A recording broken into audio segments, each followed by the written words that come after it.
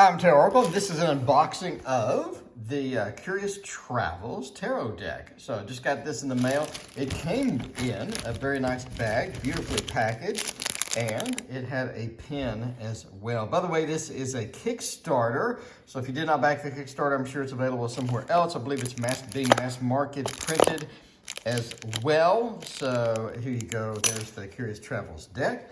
And it came with a cloth. Ooh, I like the cloth. Cloth is pretty cool indeed. I really think that they did a good job on the cloth. It's heavy without being too heavy. It's a little burlap kind of feel, but obviously I don't think it's burlap. But anyway, there's your cloth as well. So let's take a look at the tarot deck because that's what everybody is going to want to see. It comes in a nice hard box. And overall, I like it. I think it does pretty good. All right, so let us figure out what's going to happen here.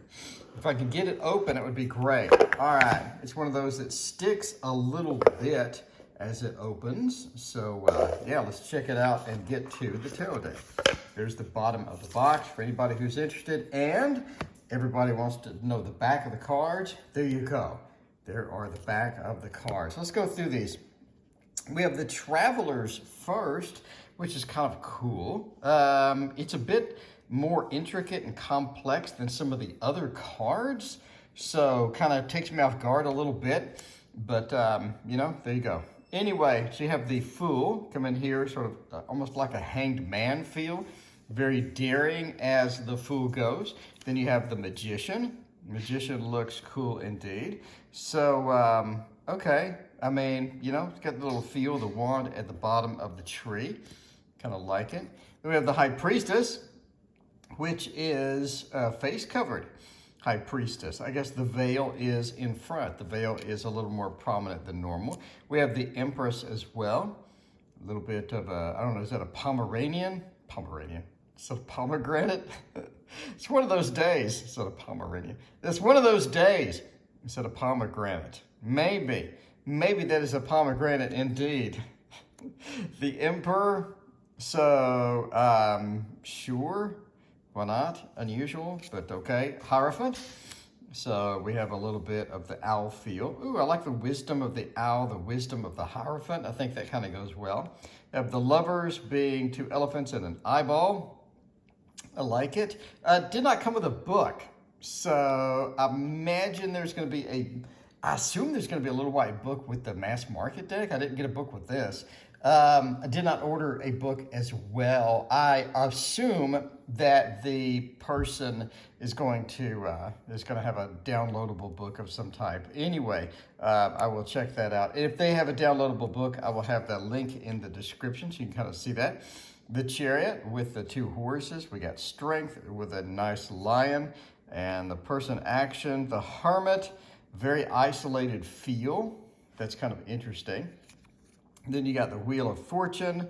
Very Egyptian. I like it. So, you know, kind of a cute deck overall. Very watercolory, very fun kind of thing. Justice. I like that as well.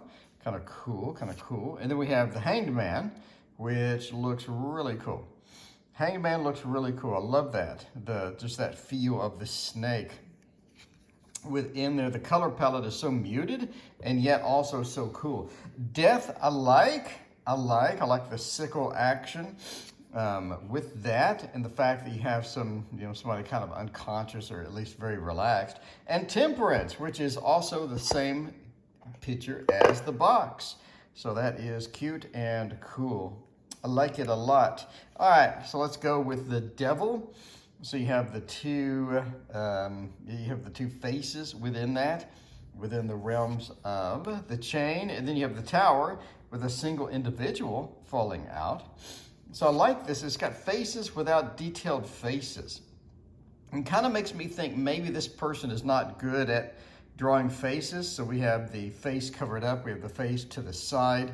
I'm just making an assumption. I mean, we have a face covered up with a crown, etc., etc. Some people are just not good at drawing some things, and this person may not be good at drawing faces, so we just gotta cover them up a little bit. Just an assumption. I'm making an assumption here, maybe incorrect.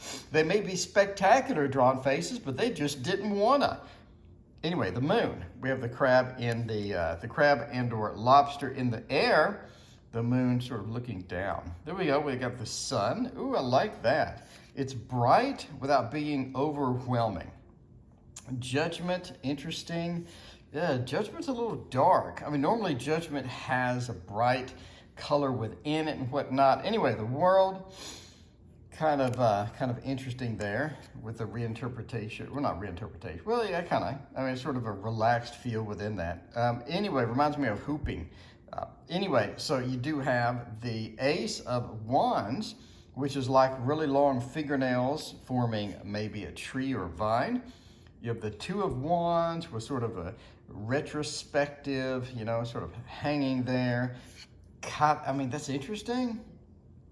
Interesting. Three of Wands looking out amongst something on a large hand.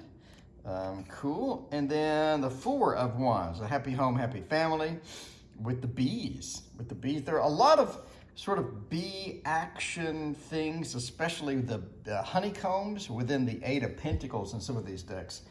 Five of Wands, fighting and whatnot. You got the Six of Wands with a bunch of hands supporting the horse that's riding individually with the wreath. No rider on here, which I think is kind of cool. The Seven, being defensive, I guess without actively being defensive, a little bit confused, scratching her head. That could be sort of interpreted as why am I being defensive, or why is this happening to me? Eight, sort of scaling this area, sort of leaping into the air. And the Nine, the Wounded Warrior, kind of cool. And then we have the 10, which is, almost reminds me like a little bit of a hand action, right? You have a little bit of a hand sort of into a vine like we have in some of the other cards. Got the Page, sort of holding up sort of a lizard, holding up kind of that. We've got two cards that are stuck together, okay? And then we have the Knight. So the lizard is back on the horse, and the horse is trying to go cross-eyed, trying to see the lizard. Okay, Queen, a bit unusual. And then we have the King, which is just sort of a fire for a head.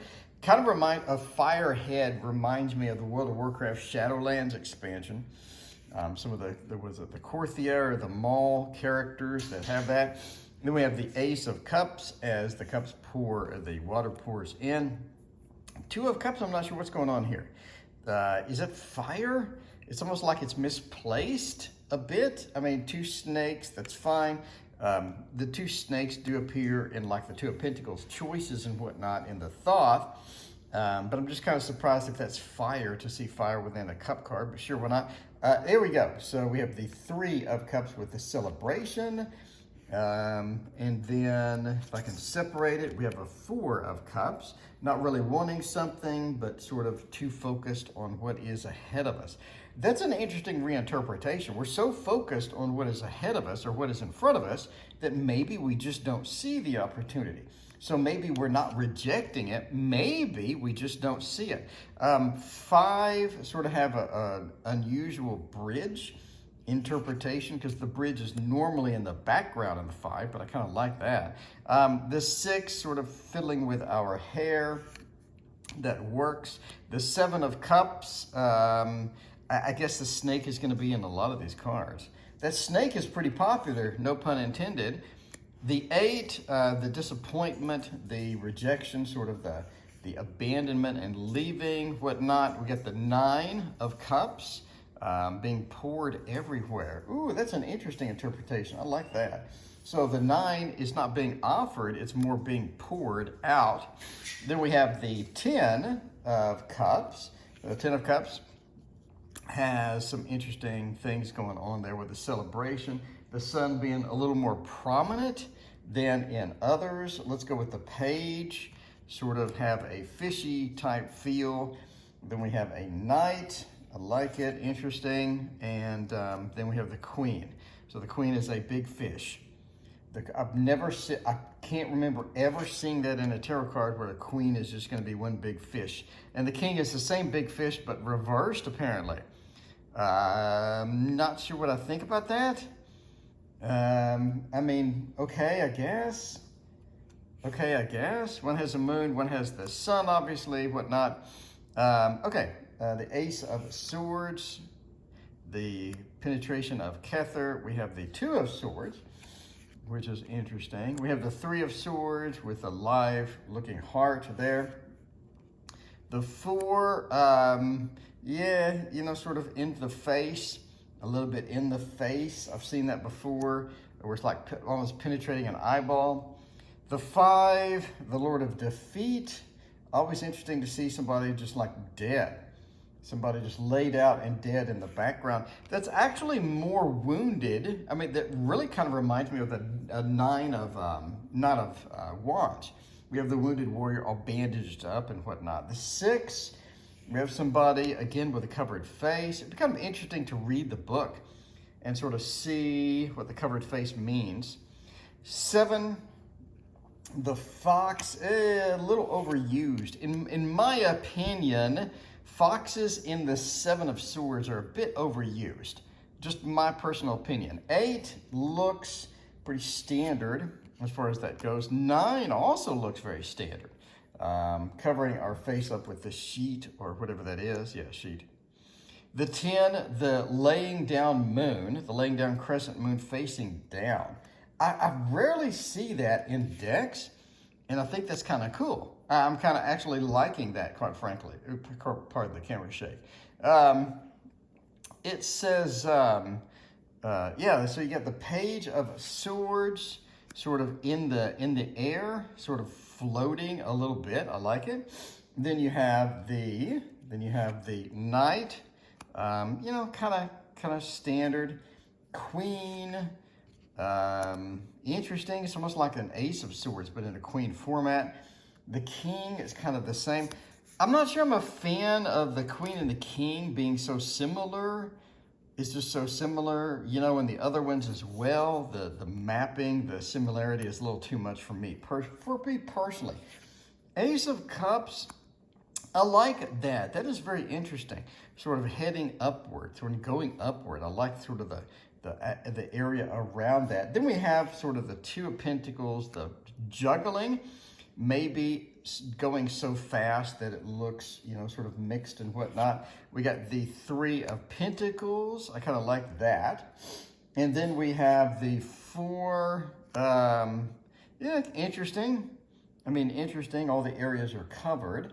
And the 5 is kind of cool. Kind of cool.